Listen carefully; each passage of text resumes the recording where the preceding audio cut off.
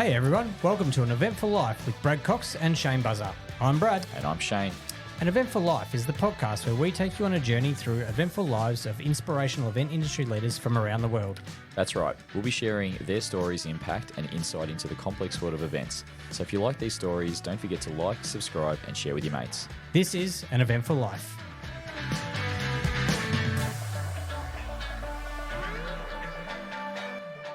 Hello, Buzz. How are you, mate? I'm good, Brad. Yourself? Yeah, not too bad. You've survived the spring racing carnival, I can see. You're looking a little weary, but you pulled up all right?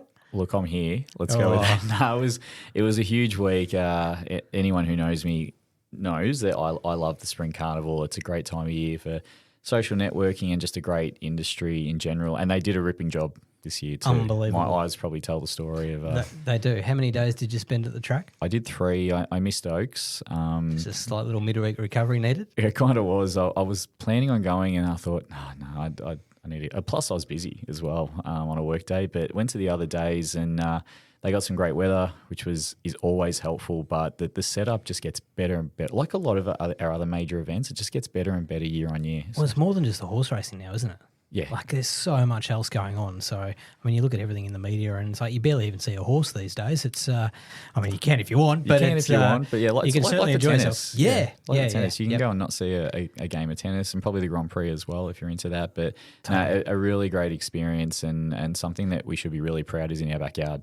100%. Look, we're a little bit biased, but Melbourne does do it, I think, better than anywhere else in the world. And I would argue and debate that with anyone who wants to have a go at it. But hey, speaking of the Spring Racing Carnival, fresh off that is the Executive General Manager of Experience and Events, who's no doubt a little weary himself, but is here with us in the studio.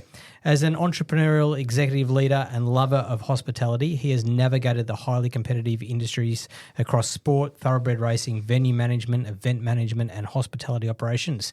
Would you please welcome the very sharp-looking Luke Kinniburgh? Did I say that right? Give me the... Kinniburgh. There you go. Right. My apologies, mate. All good. I should have checked that first, shouldn't I? No problem. And good to be here. Thanks for having me. How are you, first and foremost? I'm pretty good. Shane used the word before about weary, and I think our team probably all this week have been a little bit up and down.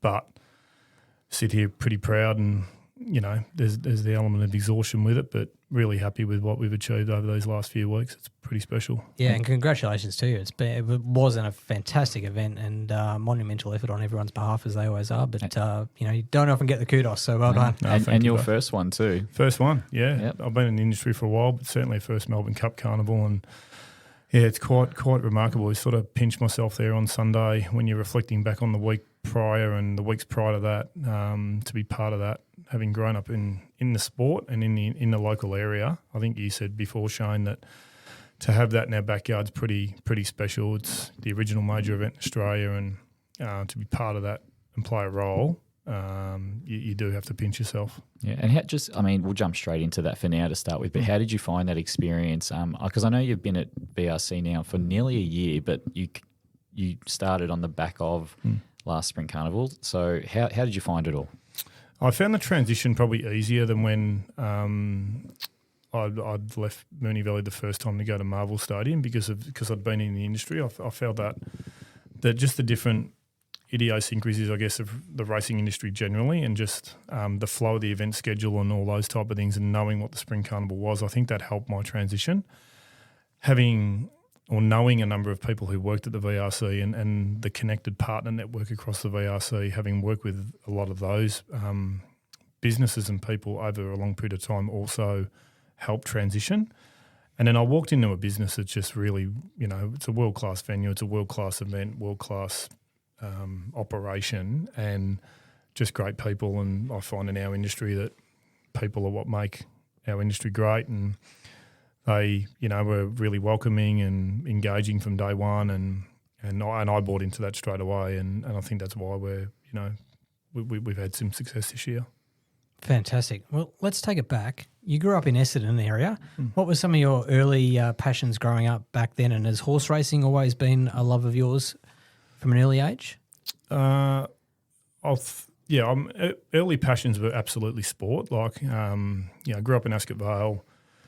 I attended a Christian Brothers school in the city, so I used to travel from grade 5, I think it was, and grade 5 to year 10, and ended up at St Bernard's in Essendon. And I started working at the MCG as a kid. I think I was 12 or 13 years of age, selling footy records, and I'd do that after school on a Friday afternoon. And I did that for probably 8 or 9 years. So I was lucky to be exposed to sport at that level, at that age, selling footy records and then going in and watching AFL games. It was, I'd always loved football. I loved cricket.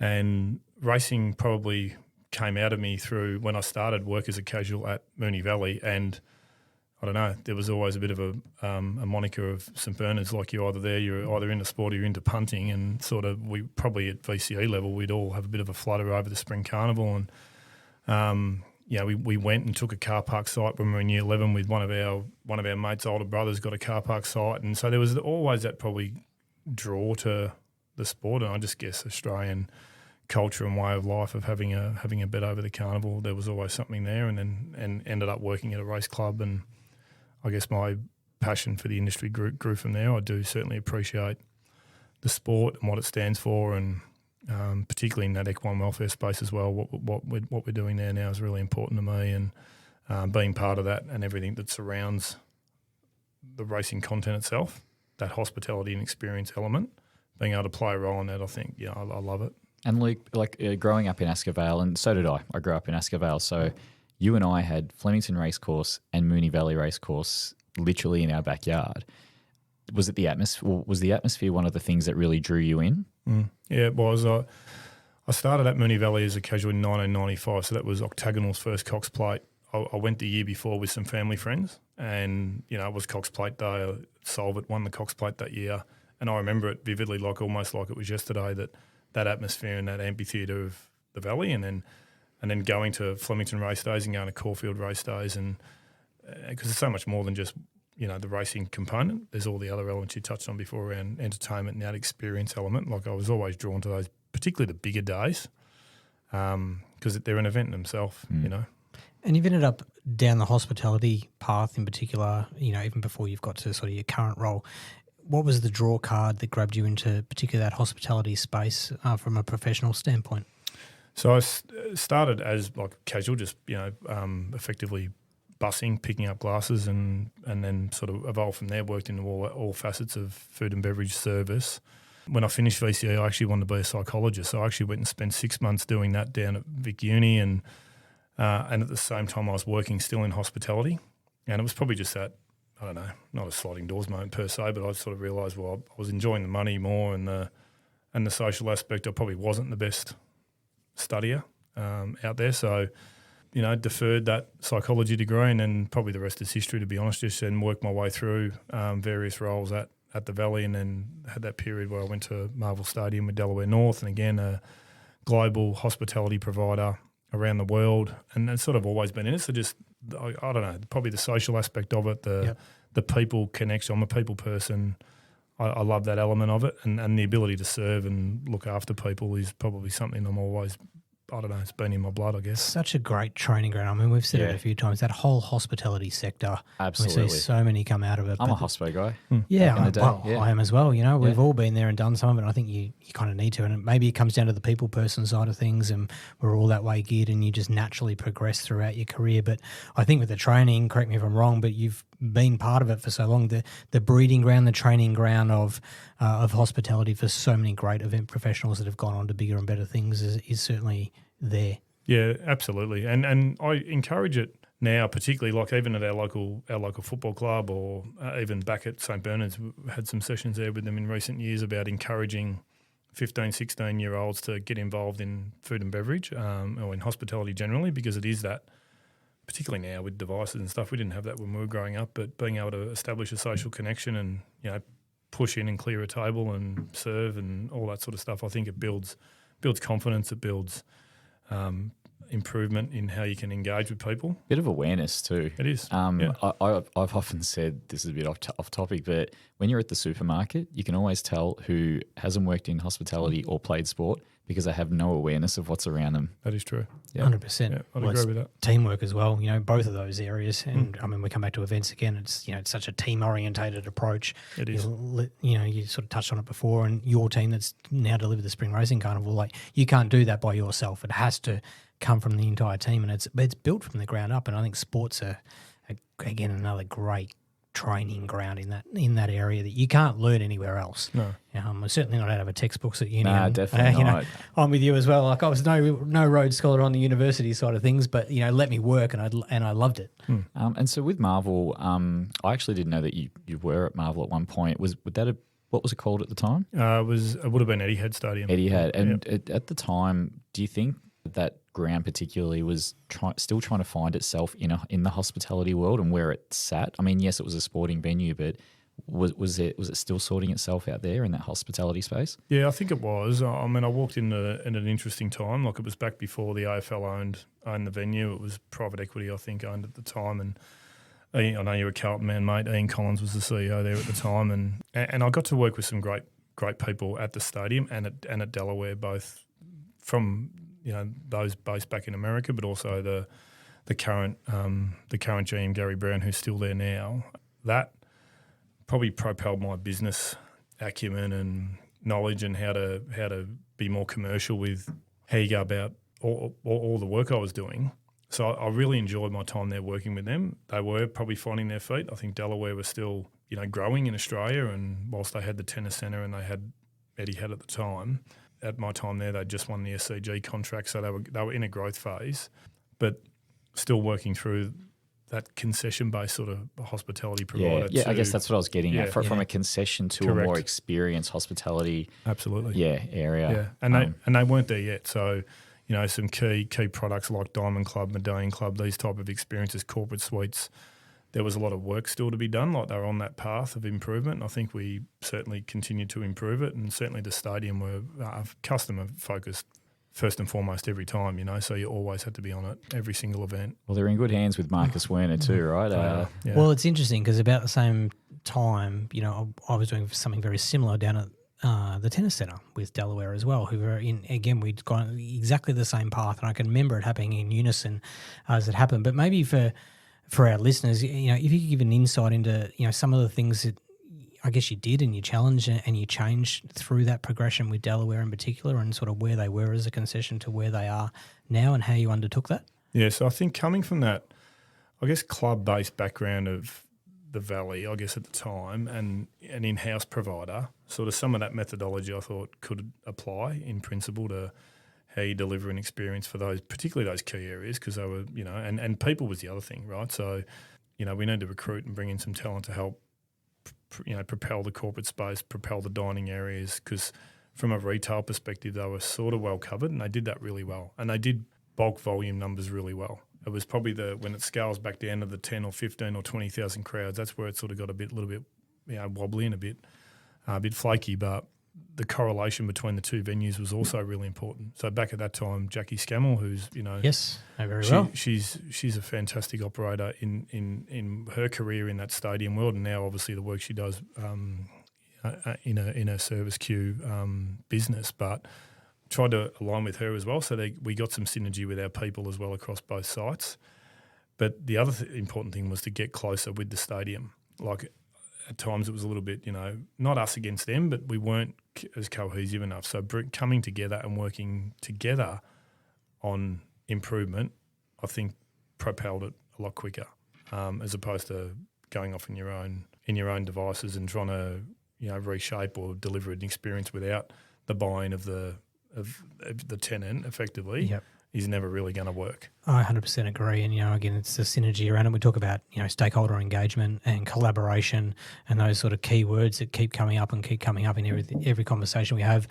I think the hospitality side of things came into that fold, and, I can remember exactly the same conversation effectively. It's like, if we can get every stakeholder on the table together, then we're going to get a better result because we can analyse what everybody needs out of it and work together to get there rather than just, we only serve chicken and beef and that's it. And it's like, well, that doesn't work for our people. Oh, well, that's going to have to work because that's all we got. And it's like, well, that's not going to work. How do we fix these? And, I often talk about, there was a lot of barriers in those earlier days about there was a lot of problems that were so-called unfixable.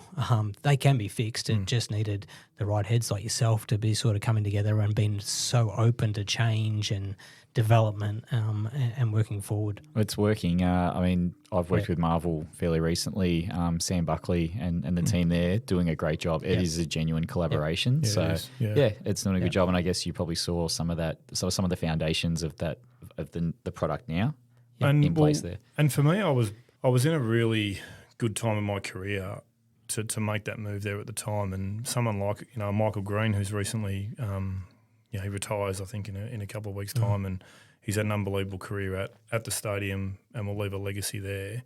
He sort of took me in a little bit to, because I was yearning for that growth and development as well, and sort of new, big stadium. You've come from a small suburban race course effectively into, the real world effectively. He was phenomenal for me, as was Colo, as was some of the other stadium guys, as were the Delaware team. And I think you've got to have that appetite to grow and want to get better.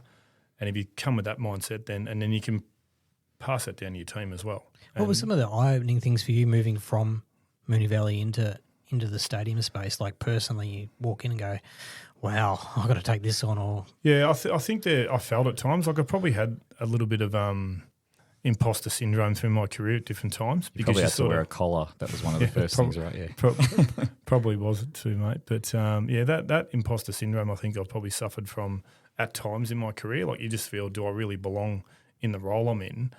And there was a little bit of that, not fake it till you make it, but I felt a little bit like that at times when you're dealing with an Essendon Football Club or North Melbourne or the Bulldogs or whatever, and you're talking to their commercial team and they've all got different expectations. You want to respond to all of those expectations, and sometimes it's not a one-size-fits-all. So being able to just approach it with the right intent, wanting to improve where you can, with the lens that you can't always just accept or agree to everything that they're wanting, because then the flow-on effect that might have in terms of can you actually execute that at the right level. So I think it's over time. You just got to keep proving that you can keep coming back, you can keep improving, you can keep getting better, and then you build trust in that relationship, and then effectively you're then working together.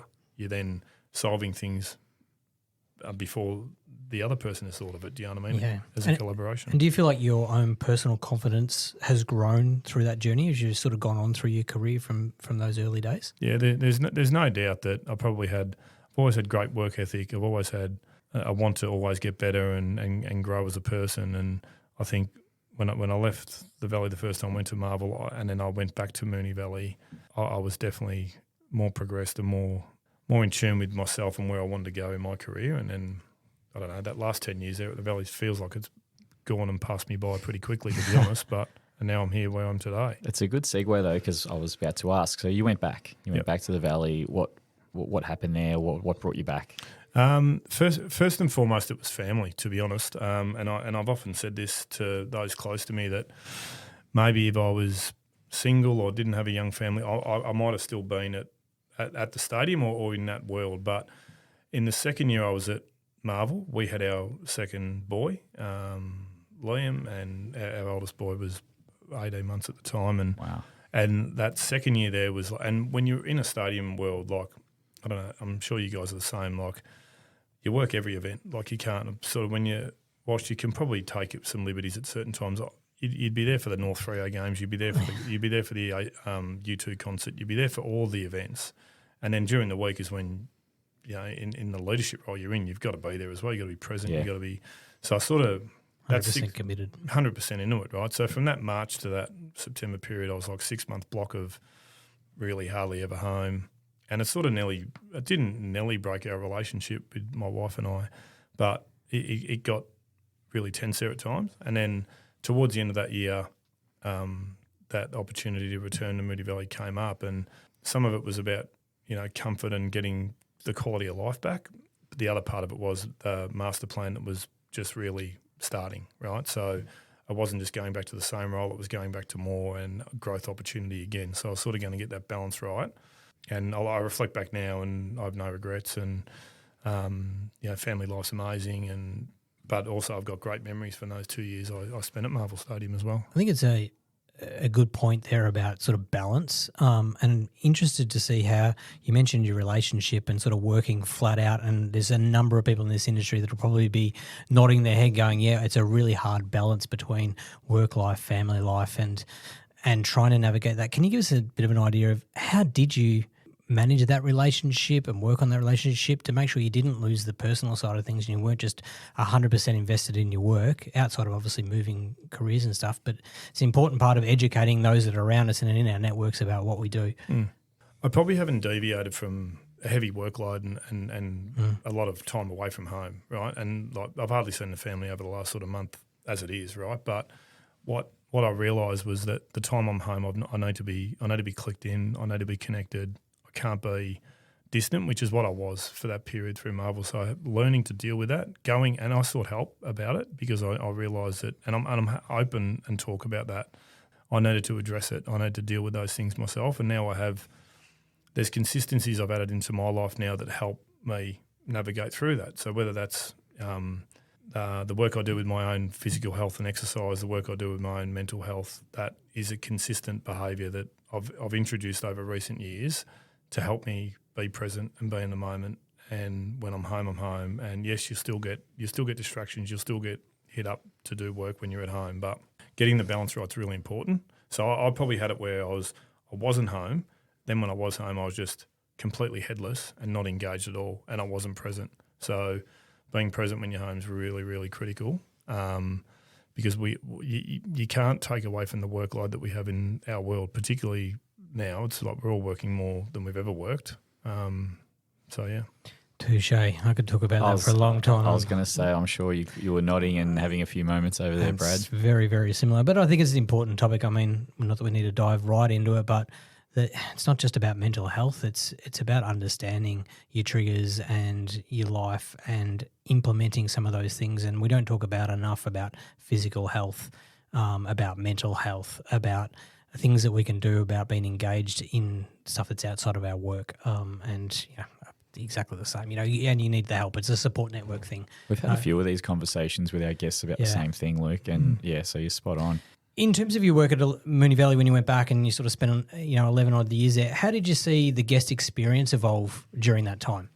It's certainly evolved in terms of improve. Like we, at the time, wanted to take the culinary experience on course to a level it hadn't been, and that started with people. There was some long-standing team members in that team that were either ready to move on or were moving on. So we were able to shake that up a little bit, have a core focus on the whole race day dining experience, and then an opportunity was presented to us back in around 2018, I think it was from memory, where.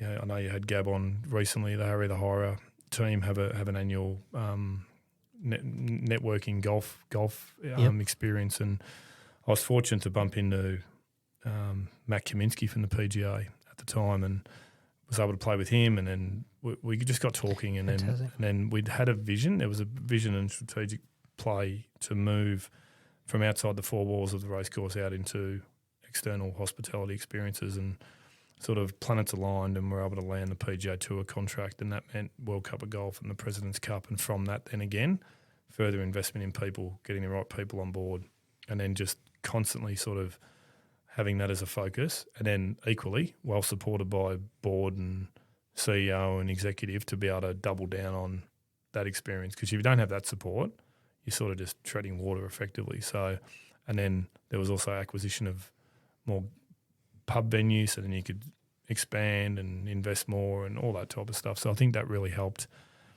have it as a focus first and foremost. It's all about the on-course experience effectively. Like if they're coming there and they're not getting that culinary experience or that level of service over the bar, well, they're not going to come back to you. They're not going to buy a membership.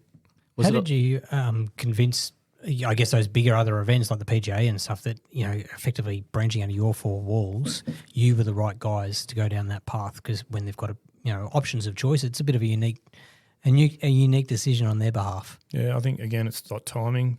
Relationship was the key. Being able to sell what you knew you could deliver was really important. And then effectively what it did, that brand was developed, and that Dean McPherson brand was developed on the back of that partnership, right? So then again, you invest, you prove up that your first event you've delivered with them, you've ticked all the boxes they expected, and then you can go again and deliver an event like the President's Cup. Did you feel pressure as well, Luke, in the context of Melbourne as a hospitality world that we're in here is amazing. It's elite. Let's be honest. Melbourne is one of the world's leaders there. Did you feel any of that pressure in ensuring that you were, aligning with that and keeping up with that? Yeah, absolutely. I think we all constantly, you're looking at trends overseas, you're looking at trends locally. I've probably never been one that has wanted to mirror or mimic what others are doing, but if you're seeing that, Caulfield or the VRC or Mooney Valley or the MCG or Marvel or the AO or whatever have raised the bar here, well, you've got an obligation to raise the bar yourself and continue to grow and get better. So I think that that old saying, rising tide lifts all boats. Like everyone's got to step up, and you've got to keep stepping up. Otherwise, you fail to exist really. Like if I would hate to think what it would look like if you've just stayed flat. Right? You're a venue that no one wants to engage with or support, really. Especially Mooney Valley is in a city still, let's be honest. But Marcus, when he was on the show, talked about that restaurant experience at a venue, and he was very big on that, even when you're dealing with 600, 800, 1,000 packs events. Was that talked about at all? Yeah. Yeah, absolutely. Absolutely. And equally, it's whether it's a temporary environment, whether it's a permanent environment, and you've got to constantly be looking for that element. They're effectively the customer's paying more money to come and dine at a race meeting or an event than they would if they went to one of Melbourne's best restaurants, right? So, yes, the entertainment elements that come with that experience support that level of investment, but the food and beverage experience and the service needs to mirror and match or better that restaurant experience. Otherwise, what's the value proposition? And it's a level of expectation as well. I mean, they go out pre-event and they're down at one of those fantastic restaurants and they're having a beautiful time and the food and beverage is amazing. They expect when they're paying that sort of money that they're going to get above and beyond that again. And I think even to the internationals point, I don't know from your experience, but certainly I've seen, the internationals come in, they have an expectation of what Melbourne can deliver from a food and beverage point of view, and they expect that at their events, not just at the restaurants. Absolutely. After 11 years, you made the move to VRC. Can you tell us a bit about that transition? Yeah, for sure. I'll probably go back a step. Like probably 6 months out from moving on from the Valley, I'd made a decision that it was time to make a move. And I think I went about that in the right way. I went and sought some advice from a couple of close confidants in regards to how to do it. I didn't want to put my hand up and head above water and say I'm on the market effectively. I'm looking for jobs or applying for jobs. I wanted to do it in the right way, and part of that was about a fact-finding mission around what needed to be the next role for me. What I was resolved with was that I wanted to stay in sport, and I wanted to find the right culture and the right team environment for me to click into. Now, whilst a few opportunities came up in that time, none of them really appealed to when the opportunity around the VRC was first put forward to me. And a couple of conversations then led into a formal process effectively. And at every step along the way, I was even drawn more to this role and to the VRC. And I spoke earlier about how, as a kid I'd go to Flemington, and even during COVID, like it seems like a weird example here as to what drew me to Flemington, but during that period of particularly the 2020 year when you couldn't go to a park without bumping into 1,500 people, we as a family would walk from home to Flemington Racecourse and through the empty grandstands. And I probably fell more in love with the racecourse then at a weird time of everyone's life to then in the back of my mind when I was going through that process last year was thinking I've almost it's not fate or anything, but I was always not drawn to the role. And then when I was fortunate to be given that position, then you go through the process of letting everyone at the Valley know that I was moving on and had a great career there and all that. And I've got amazing friends and colleagues that I'm still in touch with and stuff from there. But I really genuinely feel like I've fallen on my feet in this current role for a number of reasons. Like it is effectively the pinnacle in the racing world, Flemington and headquarters. And having experienced last week, I really do have to pinch myself to think that you've been part of this. So to live it out has been extraordinary. And, yeah, I just realised that after the second period at the Valley that it was time to move because it wasn't an age thing at all. It was just I felt like I'd done enough and I felt like it was time to challenge myself and stretch myself. And so a very personal decision at that level, not necessarily about where you were working. It was about challenging yourself. Correct.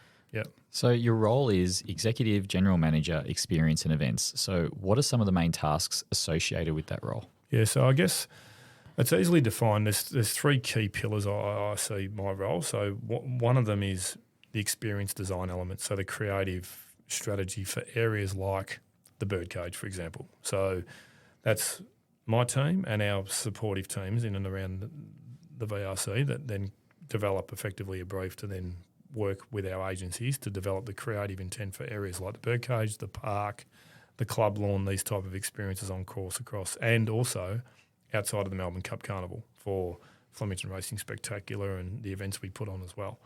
The second pillar is effectively events and entertainment, right? So we do up to 80 events a year that are run by us. So that's member events on course or off course that are all very different in their own right. They are Melbourne Cup Carnival events. They are everything from a barrier draw through to a Kennedy Oaks Club lunch, for example.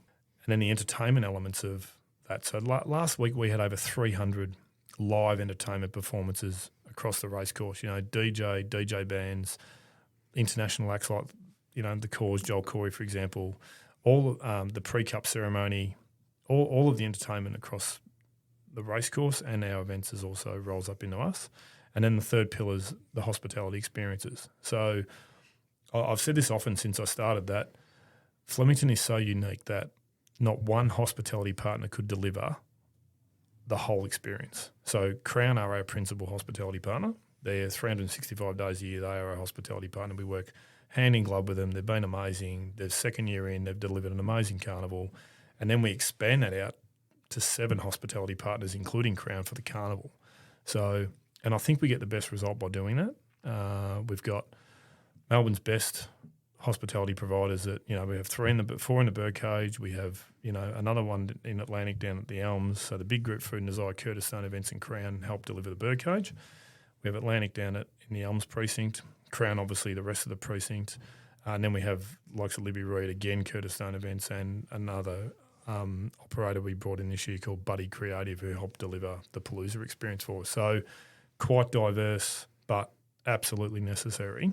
So they're effectively the 3 key streams of work that our team are responsible for. Do you think that achieves probably the best result because they're then focusing on their area as opposed to maybe one company, as you say, taking care of all of it, and some areas might get lost. But, if one company or, multiple, but they have a designated area that they want to excel at, do you think that's what makes it such a success? Yeah, I do. It's a little bit of that, less is more, divide and conquer type attitude because honestly, having worked, with the Delaware or closely with Crown, I just respectfully, I think they would be stretched far too thin, right? Whereas now they can all have a narrow focus and, have a laser intent on how they need to execute on the areas that they need to execute on. And we're very blessed. Like those hospitality partners I mentioned, aside from a couple who are a bit newer to the VRC, have been part of the carnival for over a decade.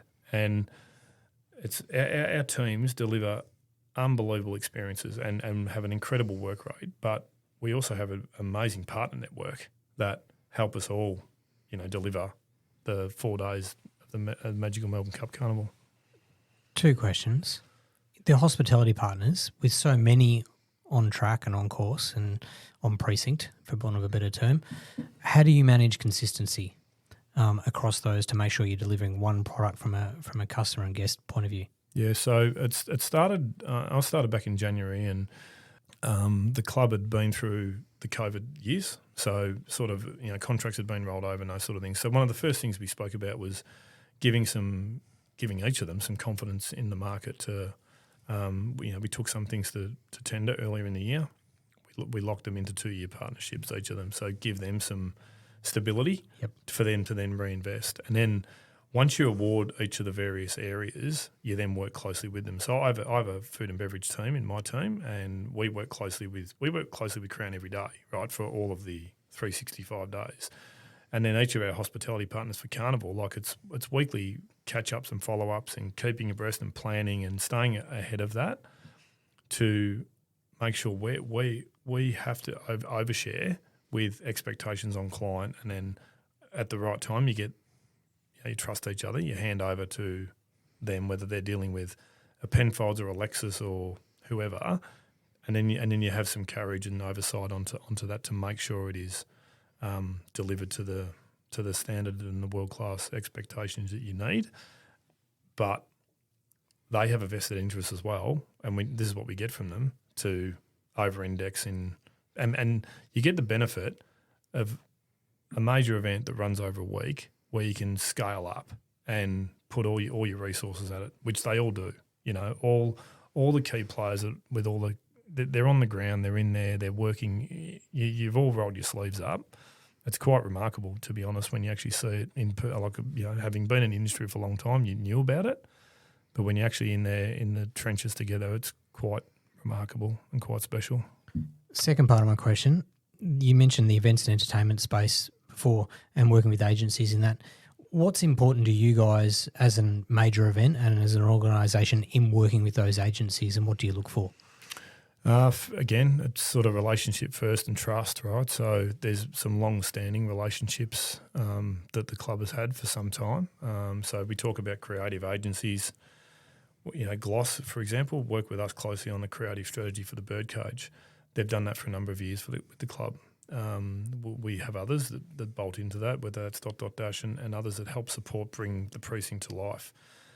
But we've also invested as a club into our own teams as well. So previously it was a lot more the other way, where it was a lot more agency, a lot more contract staff, whereas now I'm really blessed in my team. I have an incredibly talented team that over time, how I see it is, I'm not saying that we will get to a world where you won't need agency because you will, but thankfully, exactly.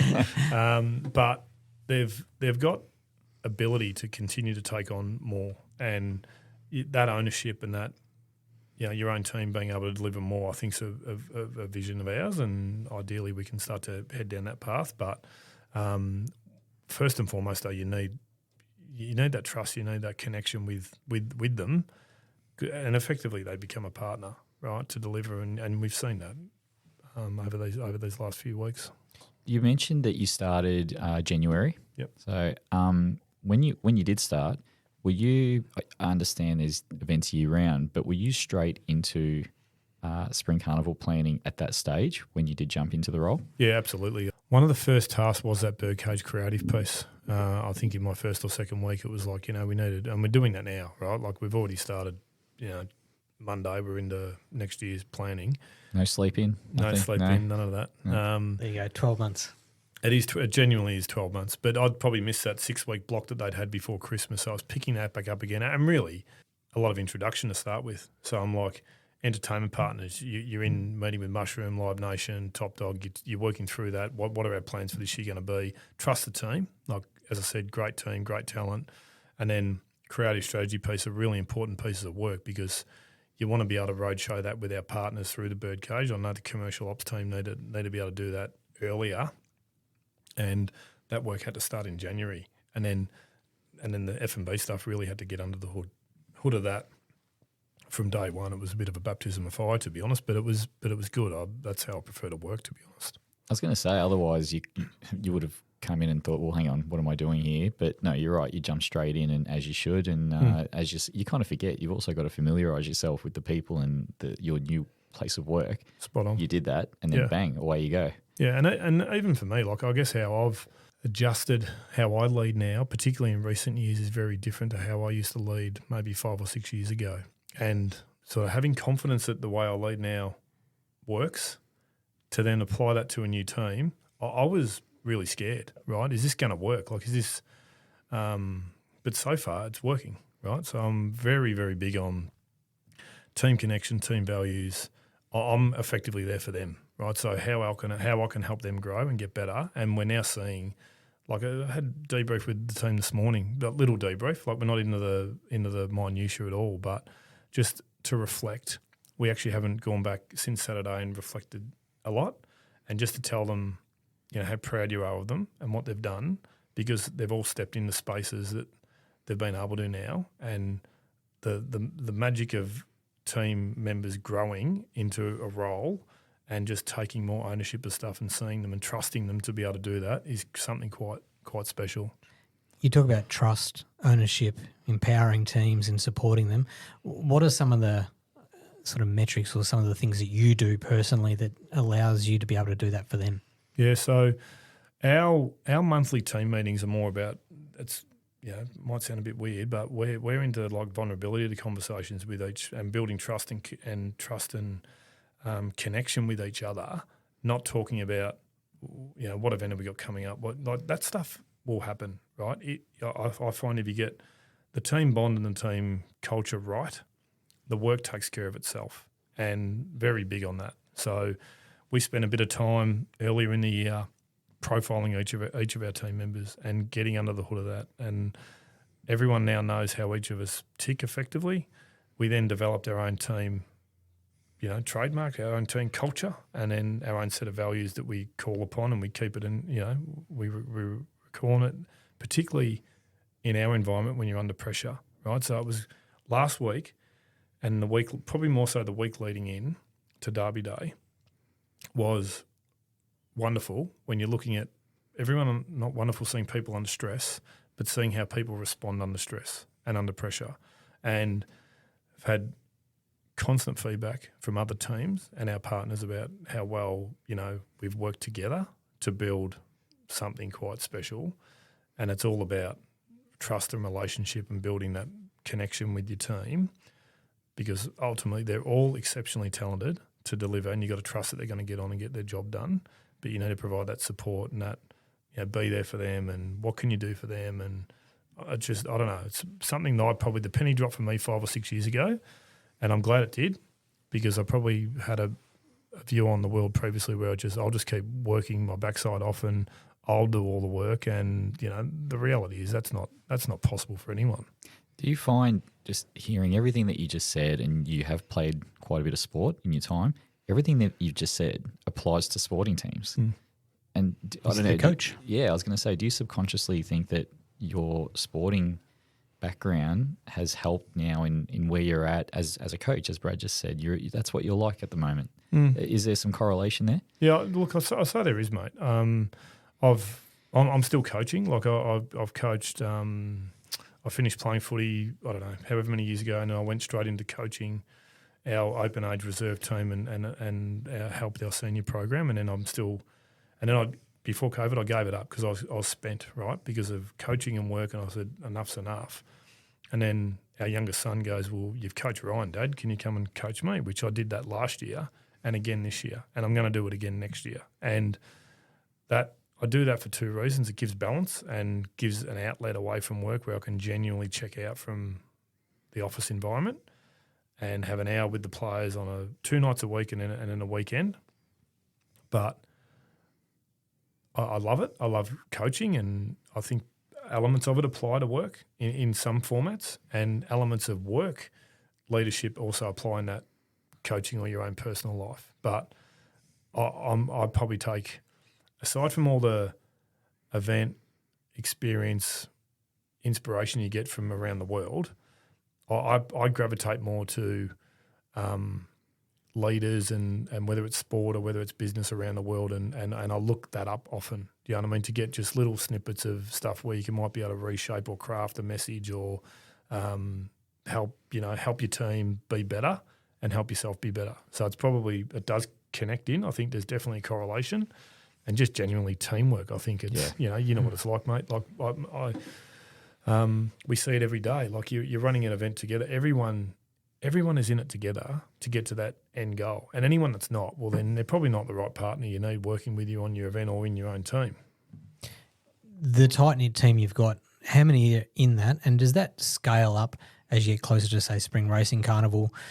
And if it does, those sort of short-term contractor people, how do you integrate them into such a well-oiled team, which could probably be daunting to some people walking into that environment? Yeah, it can be. And we've got real experience now, which I've just been through for the first time. So I have 15 members of my team, full-time members of my team, plus Crown have 30 full-time members of their team. So effectively, 45 full-time team members, and then from a casual perspective, Crown will swell up to 2,000, and our additional hospitality partners will get up to 2,500, 3,000 casual staff across a carnival. But then in our own team, we also brought in 3 contract staff this year in the lead up to MCC, and each from different levels of experience. And first and foremost, it was about that, like when recruiting for those roles, and my head of events and entertainment does an unbelievable job, and he was able to, have that first and foremost, like person first, and capability. Yeah, they can tick all those boxes, and we feel we got 3 greatly talented individuals who are able to work in, and they were part of that, our team, from the start. So when we have a vulnerability meeting once a month, they're part of it, right? And whilst it can be quite confronting for some, no one's obligated to participate or, you know what I mean, be part of that. But they were part of that from the start, and I felt that was important, that they were part of that journey, and then we paired them up with one of the more experienced members of the team, and I think that worked really well. They got exposed to some great events, some great experience generally across the carnival, and their contracts sort of end sort of now, but there'll be opportunity for them to return in future years as well. So fantastic.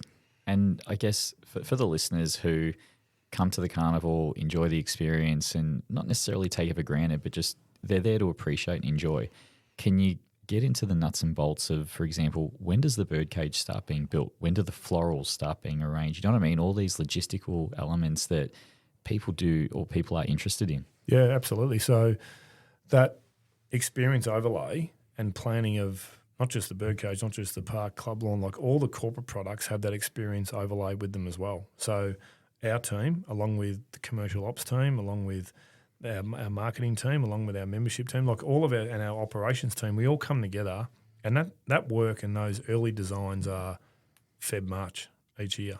And then you're working through with your partners on, who's building it? Is it Harry's? Is it our other partners? Who's providing, the furniture solution outside of our Harry's partnership? Same with the florals. It's all part of the whole experience design element is, well, effectively now, because we've started for 2024, it's a 12-month process. But nuts and bolts, when do the trucks come in? When do they start actually laying everything down, building, putting it all together? Well, the 18,000 square metres of the birdcage starts in June. Wow. And it's a heavy load, right? It's a heavy load of structure that's starting to go in. And then, but probably that last 4 weeks is where it just goes to another level in terms of paint finishes, fit and fit out. The last week's obviously greenery, florals, finer touches, all those elements. But it's a 4 or 5 month process effectively. Yeah, because I mean, not off topic, but just before the Grand Prix, I don't know if you guys remember, it pissed down with rain. I think it was the day before. It did. Yeah, and I said to a mate of mine, "Oh, geez, this will be stuffing up, all the people, the last planning." And he looked at me and said, "Well, if they haven't figured it out by now, what are they doing?" I said, "You don't understand. This is go time. This is when the final polishing is being done, when the last elements are being done, and rain affects that." But correct. So yeah, it started in June, but as you say, that last week, it's just hell for leather, right? And it's putting it all together. It's a real big push. Even the Wednesday before Penfolds Victoria Derby Day was media day, right? So that Wednesday, you effectively need everything done. Yep. So that Tuesday night, like our teams are there in the dark, just, whether it's a paint job here, whether it's this piece of furniture hasn't arrived. We had issues with transport this year where a whole fit out of the Gwen restaurant was still stuck on a boat and wasn't going to get here. So you got to adjust, and that was like 3 days out from media day. So some of it has to be the last minute, It absolutely has to be to make sure it's as airtight and perfect as it can be. But that process leading up is months and months on end.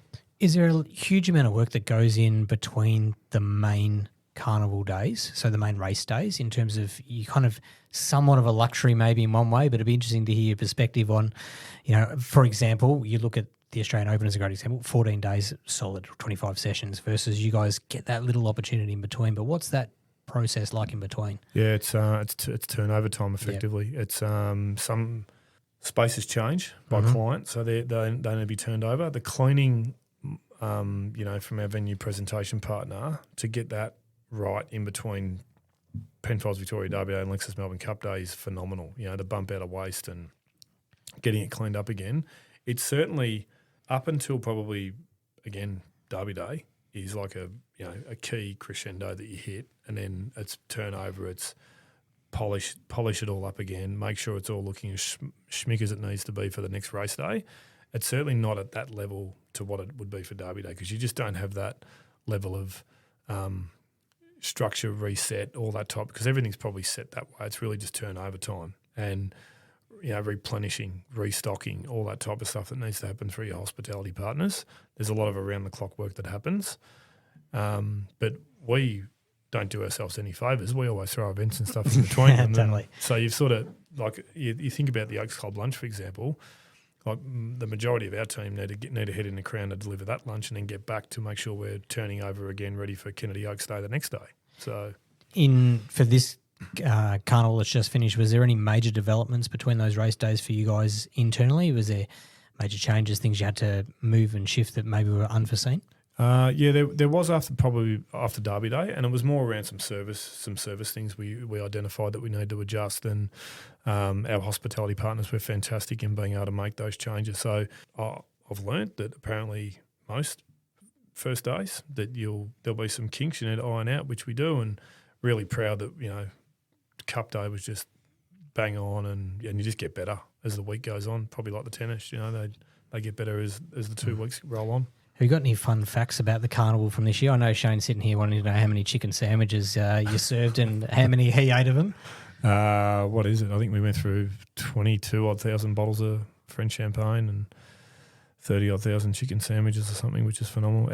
I put a fair dint in some of those. Yeah. I'm sure you would have. Like our numbers are really strong. Like our attendance was up 7% on last year, which is fantastic.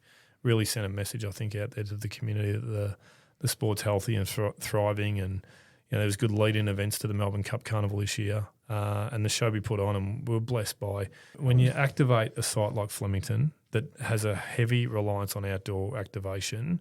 You're so reliant on weather, and I've said it to my team, like I don't know how they got through last year with all the rain and challenges they had, and you think to this year, blessed with 4 amazing days of weather, and it really is a special place, Flemington, when it's bathed in sunshine, and you see all that outdoor activation come to life. It was quite special, and we were quite lucky. And it's the only thing none of us in events can ever control is the weather. And we'd all wish we could. Yeah, totally. All been in that game, I think. Exactly. Sure. Yeah. Was there any areas, you talk about growth, were there certain areas of growth you saw this year that different to other areas, i.e. were the general punters, was there more of them versus the corporates, or sort of high-end corporate to mid-tier corporate, or however you look at those analytics? Corporate numbers are really strong.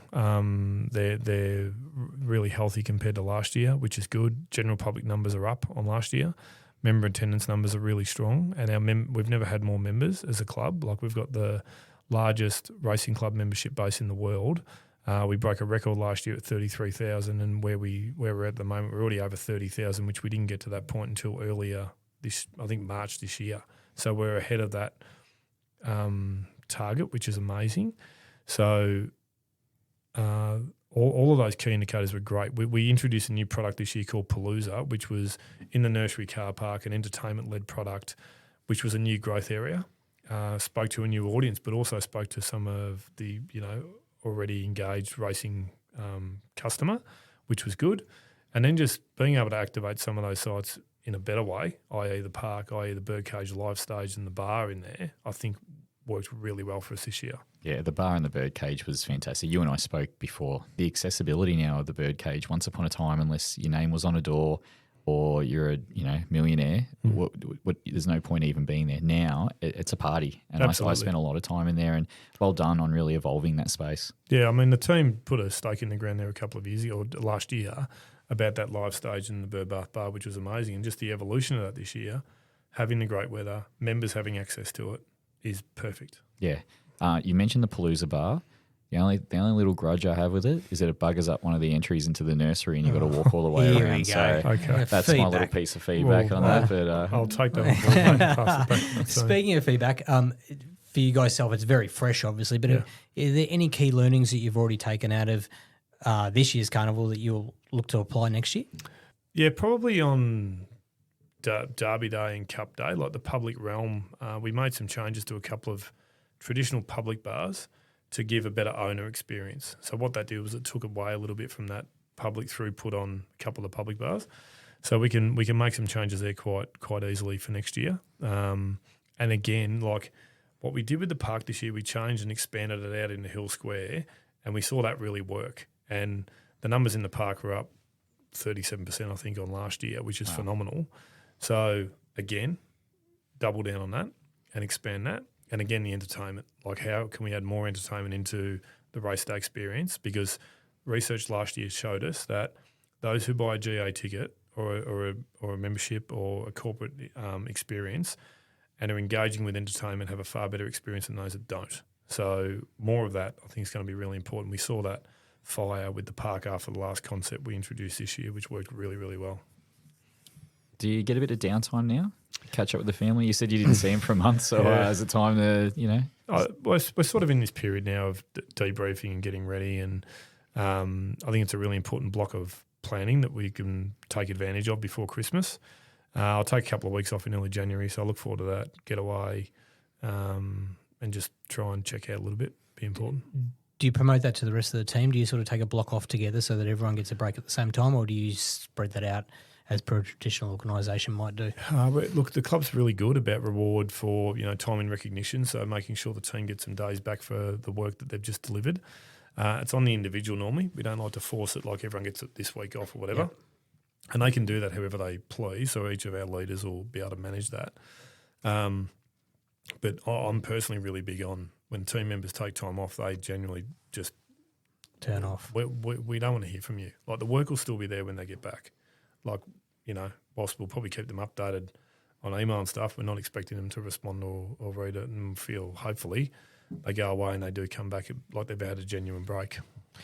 Will you personally get to any international races to share and learn ideas and collaborate with other partners across the world, or other members of your team get that opportunity as well? Yeah, like the club's been really good previously about getting over to Royal Ascot. There's some talk about that for next year. We've had some conversations recently with the team at the Kentucky Derby. We did a little bit with them this year through some content stuff and Digi. We'll look to expand that next year. And is that knowledge sharing specifically? Yeah, there is, absolutely. Particularly the team that went over to Royal Ascot this year, there's a lot of learnings that come back from that. Some of them were able to apply, some of them don't sort of maybe fit the Melbourne or Australian market, but there are learnings at any event you can go to. Yeah. And as we know, like we've got so many learnings in our own backyard. Like we were able to take our team through some great contacts at the AFL to have a look through September Club the day before the grand final this year. So our team had a look through, and then we went over to look at the live side activation they did there in Yarra Park, and whether it's the tennis, whether it's, and we've as our team being focused on events, like we've got our own events calendar we need to deliver on, but we've established our own events calendar of events we want to go and look at as a team as well, which is really important. So important. So important, and wish more and more would do it. Yep. Hey, we've kind of got to the point where I like to hand over to my mate here and your old mate Buzz to load up on his rapid fire questions. He's been planning these for days. He's been so excited. He said, I can't wait till Luke gets in here. Wait and see what I've got. So I'm a bit nervous. Yeah, I'd be nervous, but the pressure's on, mate. You better deliver. Over to you. Well, yeah, there is a little bit of history. So for the listeners, Luke and I have played some sport together. We did, mate. Once upon a time. We had some good times, actually, on the field, on the cricket field. Yep. But anyway, let's get into the rapid fire, and some of these might be integrated in some way. First one, did you back the cup winner? No. Okay. No, I backed Solcombe, actually. I changed tact. Yeah. Yep. True or false, you once took 9 wickets in a game of cricket, True. Were you stiff not to get all 10? I was stiff, and a true story. I don't think I've ever admitted this to anyone, but I think I had 7 or 8, and I like. As in the first 7 or 8? Yeah, and then I think I'm not going to say I deliberately dropped the catch, but I actually dropped the catch because I had 10. I had 10 in sight. I thought you were going to say Buzz dropped the catch. That's what I was looking for. No, I didn't play that game. But I was at the club at the time. Yeah, you were, mate. Yeah, you were.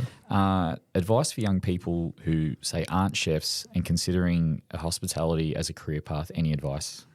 Any role in hospitality, the industry is devoid of, or would welcome any talent. So just it's one of those industries that you don't need to be a brain surgeon to get involved in, and if you can have a social connection and do it, just start an industry, whether that's working in a cafe, working in a bar, waiting tables, bussing, delivering stock, whatever it might be. Just get involved, and opportunities will come from that if you've got the right work ethic and intent. Yep, spot on. Who is your favourite racehorse of all time? So you think? Okay. Yep. Yep. Yeah, which might surprise people. I was waiting for Winks, being a Valley guy. Yeah, I've been there for obviously Winks's, but so you think was a special horse, and 2009 Cox Plate, I believe it was my last year there before I left, and then I actually went back and watched the 2010 Cox Plate. I love that horse. It was a great horse. So you think? I do remember those days. Do you have any horses of your own? So I'm chipping in. No. I have had horses of my own previously. Yeah, no good ones. We've all been there. Yeah, you and me both. In what was a very close game, do you remember who took the winning catch off your bowling to get Flemington into the grand final in 2001? Oh, wow. I'm going to say you did. yeah, of course it was. Correct. Letting go. It's a brilliant gully catch. Unbelievable. That was a great game. Righto, you've had your self-entitlement. 2001. That's 22 years ago. It's hard to believe, actually, mate. Yeah. His head's about to explode. Keep going. I'm pretty happy with that one. What's your favourite event to attend? Oh, well, now I actually said this through the interview process to Steve, our CEO, that one thing I had to get my head around is not being able to actually enjoy Flemington anymore, because my wife and I and friends would love going to Melbourne Cup Carnival days. And last year's Stakes Day was our last time there together, which was pretty special. So outside of a race day experience at Flemington, which I can't enjoy anymore, probably an AFL Grand Final, I'd say. Yeah. Yeah. Fair enough. Yeah. It's funny, people ask me if I work during the carnival, and I tell them, no, I don't want to. But now that I run my own business, you and I should talk. Anyway, that's a whole other thing. All right, and the last one, if you could serve one dish at your place for dinner, what would it be? I'd say probably a lovely piece of fish. Just a beautiful piece of fish with some simple greens would be perfect for me, mate. Yeah, nice and simple. Do you like cooking? Yeah, I love cooking. Yeah, I probably I don't know, working in industry, I had a passion for it. An early leader of mine was really good, and he was an ex-chef and taught me a few little tricks, and then just sort of went from there. And it probably, again, it's like an outlet. It actually gives you a bit of peace at times when you're cooking, and I like it. Do you do anything else for yourself? I mean, you touched on before about taking some time for your physical and mental well-being. You've got a young family as well, but what do you do to keep yourself occupied out of work? Yeah, I'm pretty big. Like, I'm pretty consistent of a morning. Like, I'll get up at about 4:28, I think, the alarm goes off, and get myself ready. Another one that's got me beat here. Okay. Get ready for the day, and I'll go to the gym every morning. Whether that's going to the gym or going for a run, I'll be doing something for 45 minutes, an hour before, and then just get ready for work, and then just get straight into work from there. I've always been an early morning person. And then just it might be a podcast, it might be something else that I'm listening to at the time for some inspiration, but the morning method for me is really important. Like, if I don't have that structure in my day, I find I'm just a little bit off the curve. And I've learnt, particularly that example I used from 10, 11 years ago, that's been really important for me to just maintain that consistency. And you just feel better, and you feel ready to go of a morning and on the job. You don't take a cold shower like Gab does, do you? Gab and I have joked about this. I actually do have a cold shower in the morning. So, He's doing his at 3:30 though in the morning. He does it. He's told me he does it to prepare his mind to get ready and stuff. But I don't know. I've always done them. We're on one of those Harry's golf trips. I was rooming with Harry Jemison in the room, and he heard me one morning like screaming and carrying on. He goes, "What are you doing?" I was talking about a cold shower, so it was actually pretty funny. There you go. Hey, a bit of a tradition we've started on this season of Eventful Life, and that is we've asked the previous guest to leave the next guest a question without knowing who they are. So today's question for you: if you had the attention of the whole world for 5 minutes, what would you say? Just be kind and smile, and smiles are free. I love that saying, so I use that often. So it made me smile. There you go. Yeah, me too. It works. Yeah, absolutely. Love it. Absolutely. Hey, Luke, thanks very much for joining us on An Eventful Life. Amazing chat. Again, we could sit here and talk for hours, and there's a lot of synergies, and I'm sure we'll do that once we turn the microphones off. But no, we really appreciate your time. Congratulations again on this year's carnival in particular, but your career in general. You know, you've certainly lifted the bar on what we do and the professionalism within this industry, and that's all kudos to how you go about it and your dedication to your craft. So thank you very much for joining us. We really appreciate it. I just wanted to say, congratulations on what was a great week, and great to see you again. It's been a while. So it has been a while, and thank you both. Like, I think what you're doing is amazing. As I said, I've listened to a few of them already. Of some close friends, and I think it's amazing what you're doing for the industry. And congratulations on it. And I look forward to listening to in more over the future. Thanks, mate. Much appreciate it. Thank you for listening to this week's episode of An Eventful Life. Don't forget to subscribe on your favourite podcast platform so you don't miss an episode. It makes a huge difference to us, and don't forget you can also find us on our new YouTube channel. This show is for you, our listeners. Our aim is to bring you the most in-depth conversations and life experiences from the event industry. So if you have any feedback, suggestions on guests you would like us to interview on the show, please reach out to us through our social media channels. I'm Brad. And I'm Shane. See you next time on An Eventful Life.